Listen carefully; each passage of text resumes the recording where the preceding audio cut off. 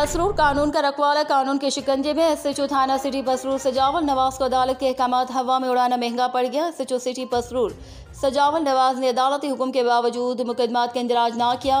मोहम्मद शहबाज बाजवा की रिपोर्ट के मुताबिक एसएचओ थाना सिटी पसरूर के खिलाफ अपने ही थाने में मुकदमा दर्ज करने का हुक्म एडिशनल सेशन जज पसरूर मोहम्मद आसिफ जंजुआ ने पुलिस ऑर्डर 2022 की शक 15(5)(c) के तहत एफआईआर दर्ज करने का हुक्म दिया है। एडिशनल सेशन जज पसरूर ने चेक के 2 मुकदमात में मुकदमा दर्ज करने का हुक्म दिया था। एसएचओ सिटी पसरूर सजावल नवाज ने अदालती हुक्म के बावजूद मुकदमात का इंदराज ना किया था। साइल मोहम्मद मुबीन ने मोहम्मद मुबीन बनाम डीपीओ सियालकोट तारिक महज एडवोकेट के जरिए एसएचओ सिटी के खिलाफ तौहीन अदालत की दरख्वास्त दायर की थी।